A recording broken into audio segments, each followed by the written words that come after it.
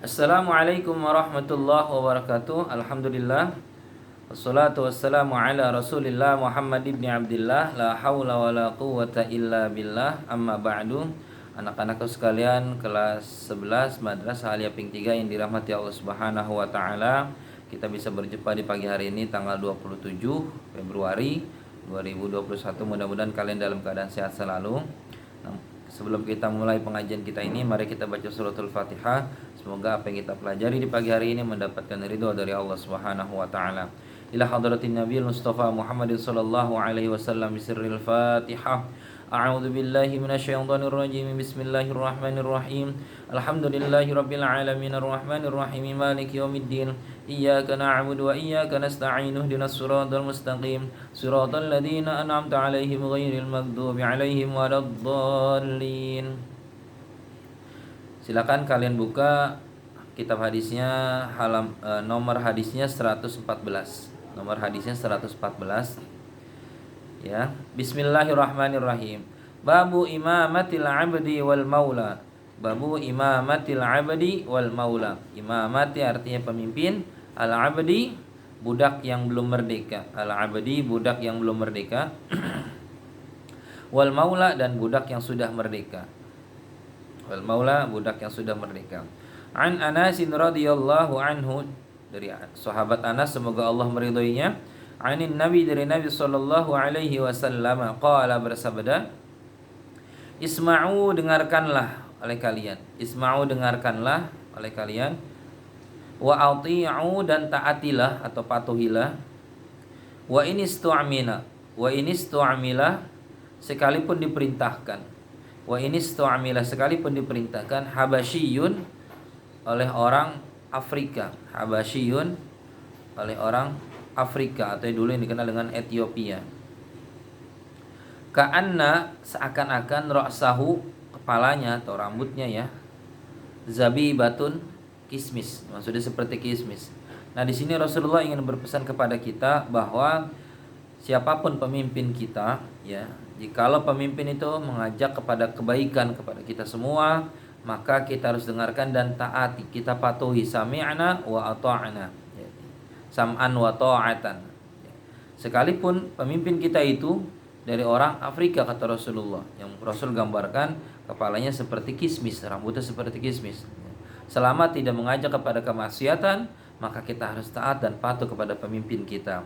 La ta'ata li makhlukin fi ma'siyatil khaliq. Tidak ada ketaatan atau kepatuhan kepada seorang pemimpin, pada siapapun, di dalam kemaksiatan kepada Allah. Jadi selama itu kebaikan, selama itu kemaslahatan, mari kita taati bersama. Kemudian selanjutnya hadis nomor 115, bab takhfiful imami.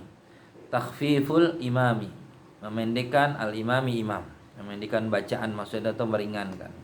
An Abi Hurairah radhiyallahu anhu, dari Abu Hurairah semoga Allah meridhoinya, anna Rasulullah sallallahu alaihi wasallam qala, bersabda, idza shalla, apabila salat, idza shalla, apabila salat, ahadukum, salah satu kalian, linnasi, bagi manusia, maksudnya berjamaah ya, kita menjadi imam,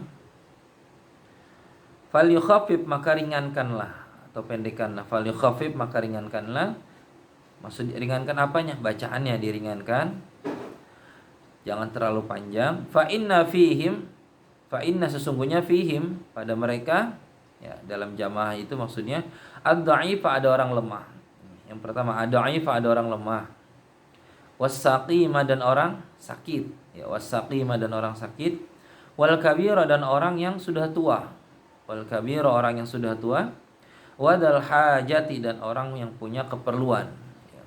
Jadi ketika kita menjadi imam ya, memimpin banyak manusia di dalam berjamaah, maka ringankanlah bacaan kita, kata Rasulullah. Kenapa? Bisa jadi di dalam jamaah kita, di belakang kita ada makmum yang mereka adalah orang yang lemah ya. Ada juga orang yang sedang sakit ya. Ada juga orang yang sudah tua. Bisa jadi ada orang yang punya keperluan, punya kebutuhan. Dia hanya mampir di masjid itu untuk sholat berjamaah. Namun ketika kita bacaan terlalu panjang, apa yang akan terjadi? Ada orang yang sudah lemah, orang yang sudah tua, orang yang sakit, orang yang punya keperluan. Ini akan membahayakan mereka. Jangan sampai mereka menjadi benci dengan sholat itu, ya. Dan hal ini pernah terjadi, nanti akan dikisahkan di dalam hadis selanjutnya, ya, di zaman Rasulullah SAW ada yang seperti itu. Rasulullah melanjutkan dalam hadis ini, wa idza shalla, dan apabila sholat, ahadukum, salah satu kalian, linafsihi, bagi dirinya, maksudnya kita sholat sendirian. Jadi seandainya kita sholat sendirian, fal yutawil, maka panjangkanlah, ya, masya'a, apa yang diinginkan. Jadi kata Rasul, kalau kita sholat sendirian silakan diperpanjang bacaan surahnya. Kita pilih surah-surah hafalan kita, silakan diperpanjang. Namun ketika kita sholat berjamaah, kita memimpin dari jamaah itu, khawatir di belakang kita ada makmum yang tadi itu, ada yang sakit, yang sudah tua, ya, atau ada orang yang punya keperluan, ya, khawatir mereka terganggu kalau terlalu lama bacaan sholat kita. Dan dahulu dikisahkan, ya, ada sebuah kisah bahwa ada sahabat Nabi yang namanya Mu'adz bin Jabal, ya. Mu'adz memimpin sholat. Ketika memimpin sholat itu ada orang ingin berjamaah dengan Mu'adz, ya. Laki-laki ini namanya Jazam bin Abi Ka'ab, ya.